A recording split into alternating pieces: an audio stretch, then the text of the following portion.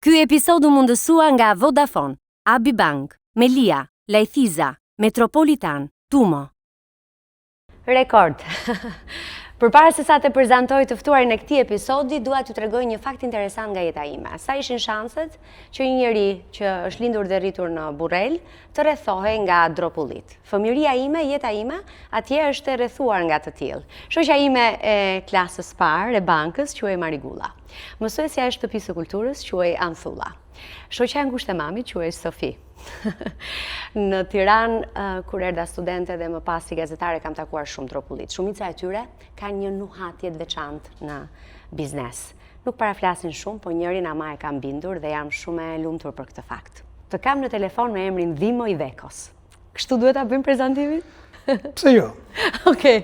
Në fakt, i kujt ndjehesh se jeti? I kujt jeti? Kujt jam?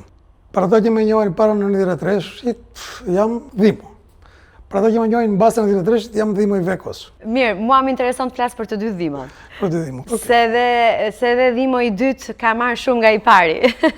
Disa gjëra ndoshta nisin dhe trashëgohen. Shiko, është shumë interesante kjo lidhja ime me dropullitët. Kam patur një kuriozitet madh për dropullin. Kam qenë vetëm si gazetare në Dervician për zgjedhje. Dhe nuk kam shkuar ende ta bëj një vizitë të mirë. Je mirë pritur. E hodha unë topin. Po pra. Je mirë pritur kurdo që do të vish. Për Pashkën Ortodokse. E festoni bukur. Po dhe gushti është i bukur atje. Gushti është akoma më i bukur. Ke mallë për fëmijërinë, si ishte dropullin atë kohë? Unë kam patur kuriozitet madh si ishte.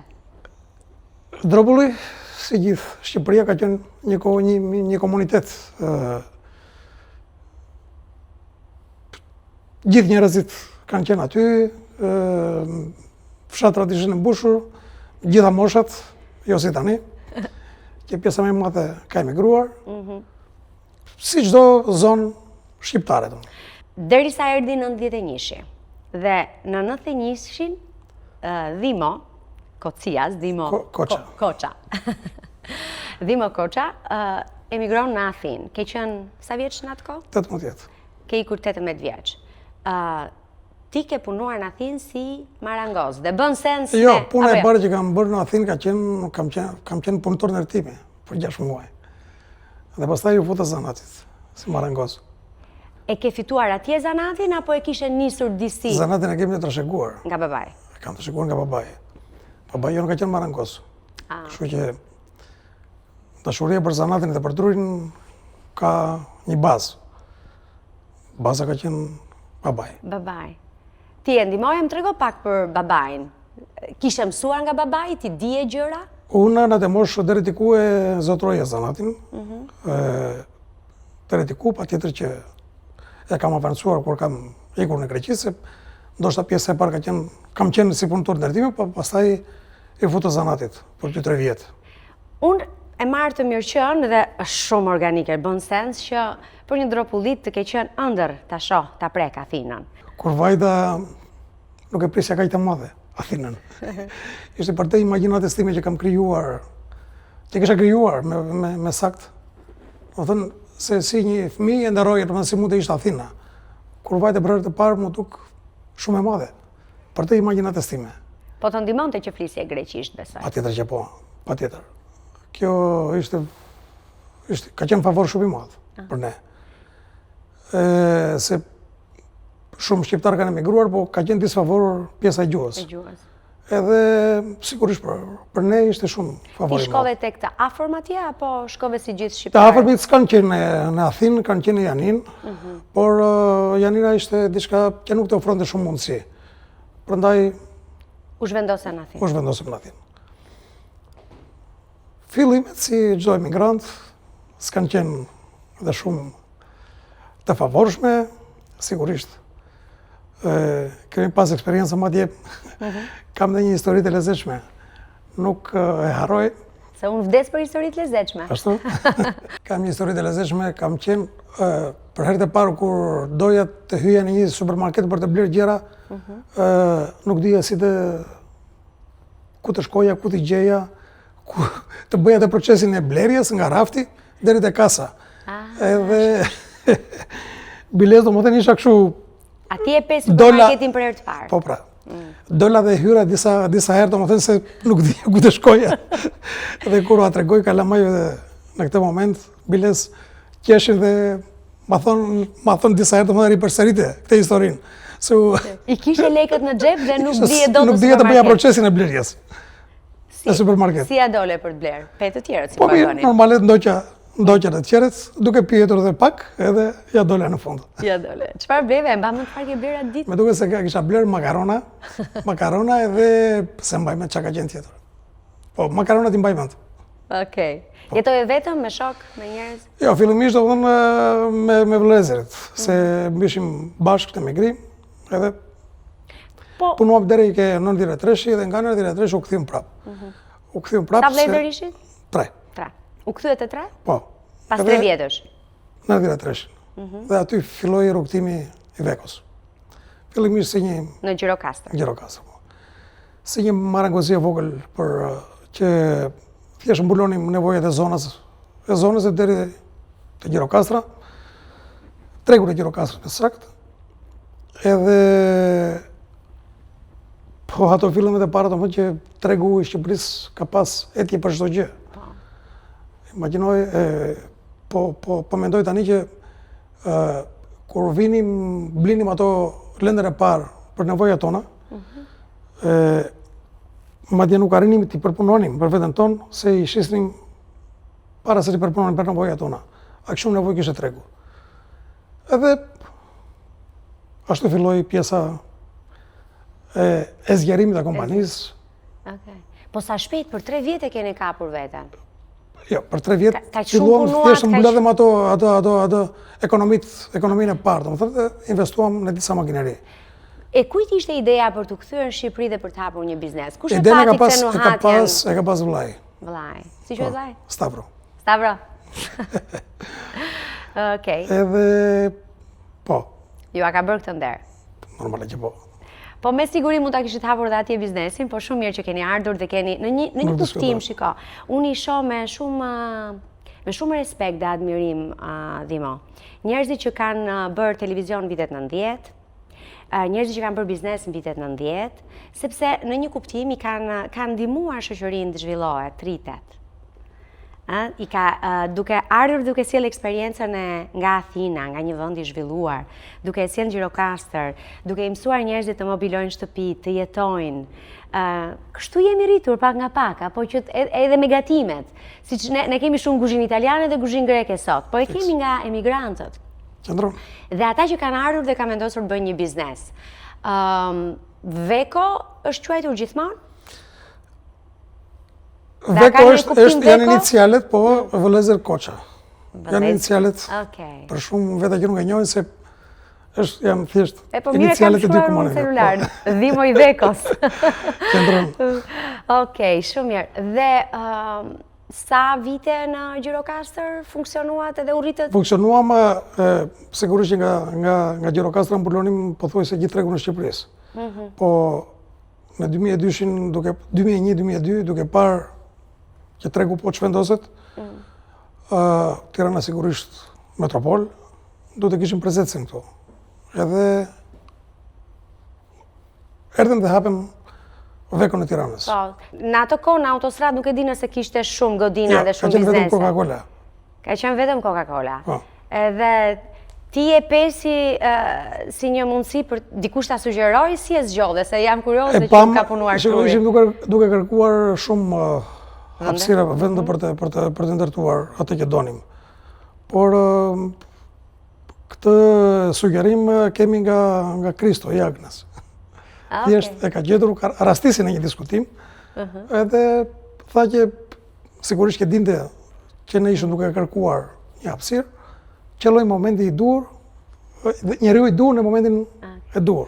Dhimo, beson në kohën e dur, në momentin e duhur? Sigurisht që po. Sigurisht që po. Në këtë perandorin që ke krijuar, ka fat? Kemi krijuar. Keni krijuar, po. Keni krijuar si familje. Ka fat? Apo ka shumë puna dhe thua mira, fati është i vlerësuar? Sigurisht që ka dhe fat, por mendoj dhe besoj që fati i vjen kujdo, por do të menaxhuar. Fiks. ndoshta ne ku treguam të aftë, Të shkathët. të shkatët, të kaj pjesa. Intuitiv.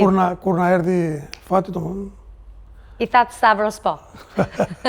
thamë Stavros po.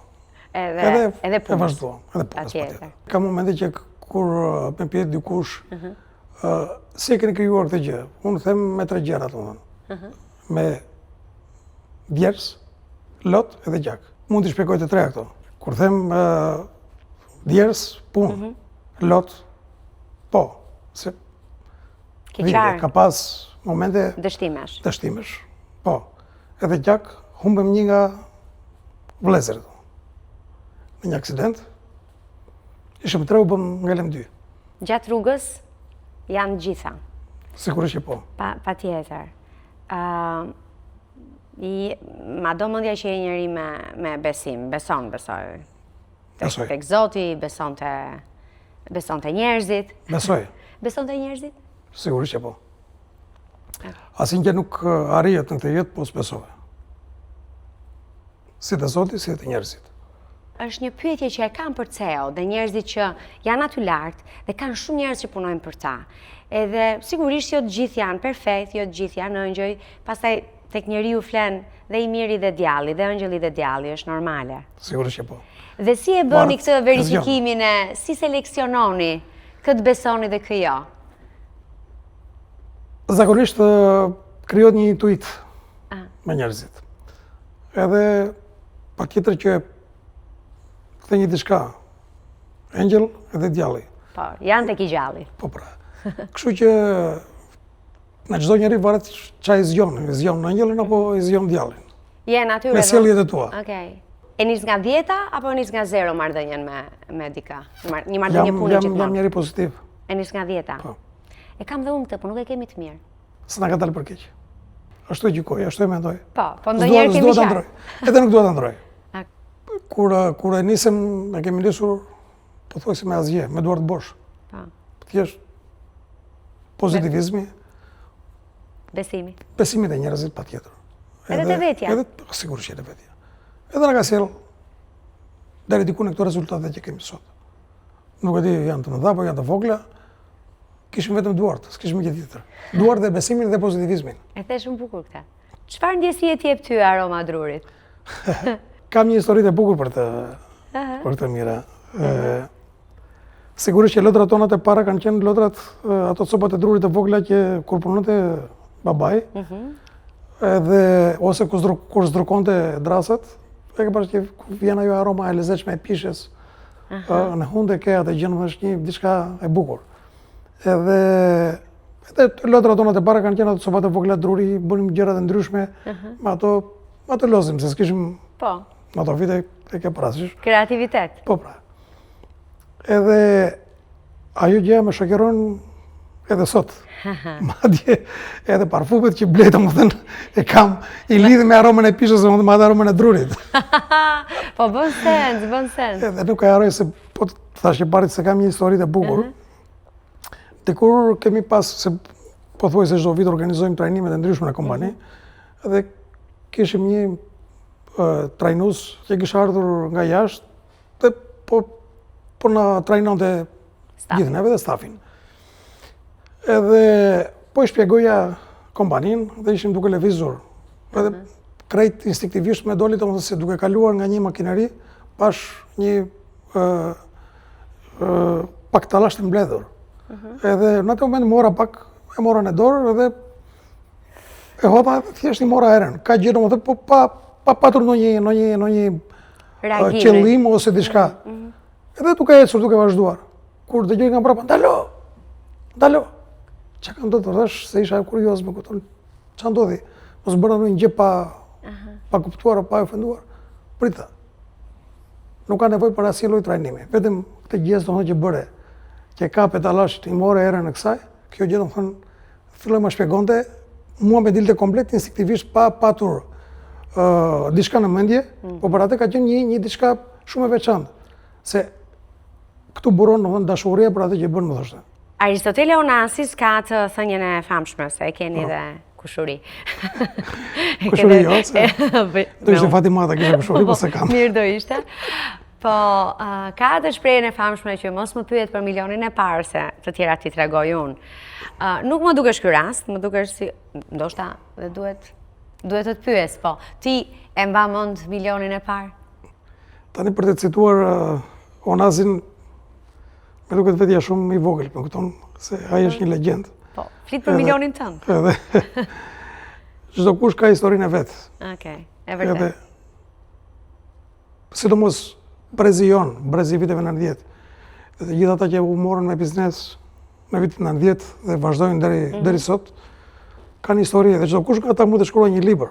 Dhe libër Jam e bindur për këtë, po në përgjithësi njerëzit që fitojnë para nuk duan të flasin shumë. Jam kurioz se si e mora vendimin kur mendoje kur u ulem dhe me bindet për ta bërë këtë gjë sot. Jam shumë kurioz si e thashat e po. Se i ke besuar stafit, ata të bindën, e di unë. The pak për brezin tuaj të viteve 90 edhe ishit parët që përveç aromës tallashit, ndjet edhe aromën e paras. Çfarë të jep paraja, po çfarë të merr mbrapsht? Paraja sigurisht që të ofron shumë gjëra. Por nuk do flas për këtë se mendoj që çdo kush e kupton. Por ndoshta do flas për pjesën e dytë. Çfarë të merr mbrapsht? Çfarë të merr mbrapsht? Unë mendoj që mua më mori kohën. Kohën do të ndaj, mund të them, do të ndaj në fazat e jetës. Më mori rinin me pak fjalë. Nuk jetova rinin.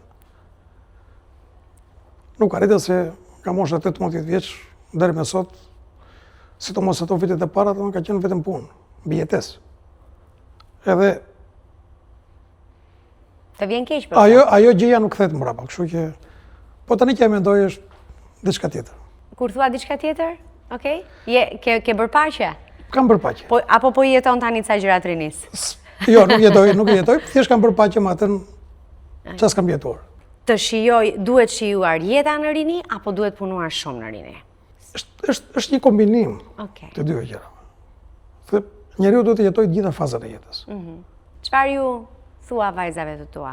Të jetojnë në jetën e tyre, edhe detyrën që kanë para, për shembull tani që janë duke u shkolluar, detyrën që kanë para ta mbarojnë me sukses. Si quhen dhe çfarë moshe kanë? E madhja ka emrin e mamas, Evdoksia. E dyta është Elena, dhe e treta është Fedra. Veko ju jep shtëpinë shqiptarëve. Sigurisht që jeni pak sofistikuar. Unë ndërroj që nëse do kem ato shtëpinë time të ëndrave, ta bëj njëherë me Vekon, por Veko si e ka bërë me Vekon. Ke 3 kompani këtu tani, unë do të fus pak në provime, di që ti do të më mundesh ti bësh bisht, po ke italiane, greke dhe holandeze. Tani më thuaj cilin model ke zgjedhur për shtëpinë tënde? Shikoj, në përgjithësi pjesa e të bërit një shtëpi është çështje gustosh, gusto personale. E vërtet. Kështu që s'do thotë se nëse do zgjedhim një kompani, nuk ta pëlqen tjetra. Nuk ta pëlqen tjetra. Unë jam pak pasionant i dizajnit italian. Më pëlqen. Edhe një nga kompanitë që kam zgjedhur është një kompani italiane për të arreduar shtëpinë time. Është ajo e treta që është përballë. B&B Italia. B&B Italia. Po. Okej, duket moderne, minimaliste. Fiks. Në biznes, je vazhdimisht në negociata, dhe askush nuk ullet në tavolin që të fitoj ai tjetri. Me gjithë jetën tonë negociojmë. Okej. E gjithë jeta është një negociat. Negociat me fëmijët, negociat me bashkëshorten, negociat me njerëzit që kemi përreth. Me bashkëshorten për çfarë negocion? Që nga gjërat me të vogla deri te gjërat me të mëdha. Kush fiton, ajo gjithmonë? Zakonisht. Ajo. E keni s'mund ta them fiton, thjesht të riqemi ne. Po në negociatat e biznesit? Negociatat e biznesit duhet dish ndonjëherë kur të riqesh edhe ajo është një lloj fitore? Patjetër që po. Ka limite. Deri ku arrin. Po nuk njohje limitet e tua, ka problem.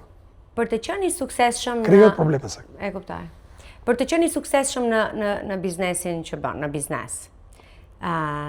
Çfarë tiparesh duhet kesh? Korrektësia. Mendoj që është baza. Është paraja, është pasuria ajo që të bën të lëvizësh? Jo, nga një apo moment- jo është vetëm të realizosh gjërat, se do t'jesh i pari në diçka? Sigurisht nuk është vetëm paraja. Në rastin tënd. Është dhe paraja, sigurisht, por është dhe kënaqësia që të jep edhe bërit biznes. Edhe aq më shumë kur bën biznesin që të pëlqen, e do, e ke pasion. Bëj këtë që më pëlqen, domethënë, dhe nëse do të më thosh që nëse do e bëje prapë, po do e bëja prapë. Okej. Si do ma shisje mua këtë? S'do tash s'do ta fal. Sigurisht që Veko Concept nuk është thjesht një ambient që u vendosin disa produkte dhe janë për të shitur. Po, janë për të shitur.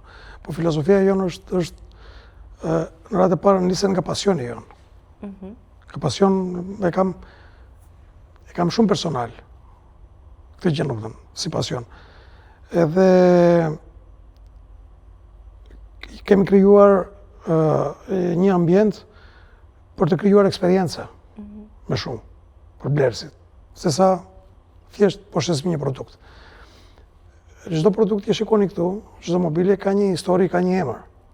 Domethënë nuk është thjesht një karrike, një poltron, po është poltrona Hask, ose poltrona që jemi duke ulur, është poltrona e Gjorgjetit dhe ka një emër, ka një histori, kush e ka dizajnuar, edhe shumë gjëra të tjera. Nuk është thjesht një karrike. Domethënë po përcjell diçka më shumë se kaq. Se sa një produkt. Dhimo, babi Vangjeli. Po. Vangjeli, Marangoz, e përfytyroi kështu me rrudha atjen, duke bërë nga ato pak që ti tregove për të. Dhe marr me mend që ai nuk jeton më, Jo. por nëse hipotetikisht nëse ai do ta shite këtë showroom, cili do ishte reagimi i tij për ty? Do ishte shumë krenar, edhe do thoshte që mos haro ka ke ardhur, dhe do doja të kishte më shumë dru. Po me siguri, kudo prindrit dhe nga lart janë krenar për fëmijët e tyre. Edhe Po. është rregulli i jetës, me atë nuk luftojmë dot. Dhimo i Vekos. Faleminderit shumë për këtë bisedë. Ti je fjalë pak, unë mendoj që Kam kaluar pak. Ti Më unë shumë se mendoj sa- që ke më shumë histori se Jo, sa tregon. me ke zbërthyer më shumë se sa mendoja. Okej. Gjithsesi i matur. I matur, edhe shumë faleminderit se je një nga ndjekësit besnik Jam, që në edhe ditën më pëlqen 0 të shumë. podcastit. Kjo ndoshta është një nga arsyet që është prishur mendja, se në kam një njeri që Eduard Troket, po nuk kam reklam nga Veko. Por më çon like edhe zemra pas çdo podcasti, është Dhimo, edhe e vlerësoj shumë, e prandaj jemi sot këtu. Vërtet uroj Kënaqësia që edhe suksese. imja, Mira, shumë faleminderit, edhe të uroj sa më shumë suksese dhe ta vazhdosh këtë që bën. E bën shumë bukur. Ky episod u mundësua nga Vodafone, Abi Bank, Melia, Lajthiza, Metropolitan, Tumo.